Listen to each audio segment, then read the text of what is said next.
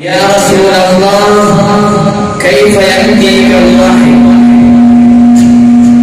فقال رسول الله صلى الله عليه وسلم: أحيانا يأتيني مثل صلصلة الجرس وهو أشده عليه فيفصل عني وقد وعيت عنه ما قال، وأحيانا يتمثل لي الملك رجلا فيكلمني فأعي ما يقول.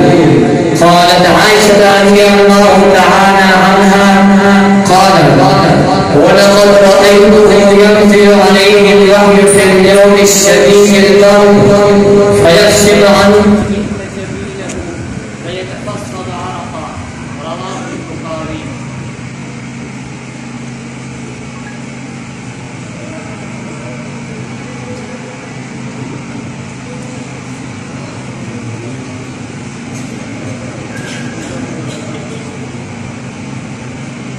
يا حديثات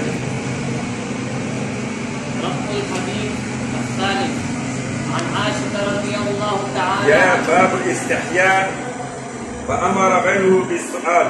رقم الحديث 107 عن علي رضي الله تعالى عنه قال: أن رجلا مذاء فأمر المقداد أن يسأل النبي صلى الله عليه وسلم فسأله فقال: فيه الوضوء. رواه البخاري. باب ذكر العلم والحكية في المسجد. رقم الحديث 108 أحاديث مريم. عن عبد الله بن عمر رضي الله تعالى عنه أن رجلا سأله رسول الله صلى الله عليه وسلم فقال: كيف يأتيك الوحي؟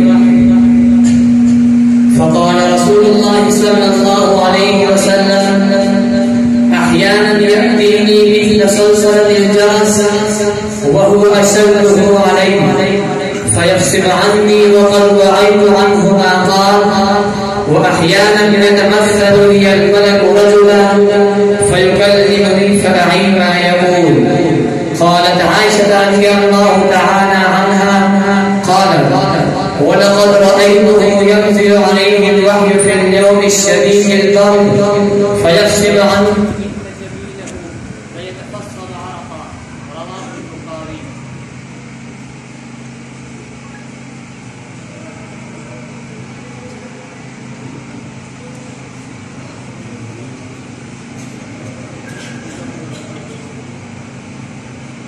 يا حديثات رفع الحديث الثالث عن عائشة رضي الله تعالى يا باب الاستحياء فأمر غيره بالسؤال. رقم الحديث 107 عن علي رضي الله تعالى عنه قال: أن رجلا مذاء فأمر المقداد أن يسأل النبي صلى الله عليه وسلم فسأله فقال: فيه الوضوء. رواه البخاري. باب ذكر العلم والحكية في المسجد. رقم الحديث 108 أحاديث مريم. عن عبد الله بن عمر رضي الله تعالى عنه أن رجلا سأله رسول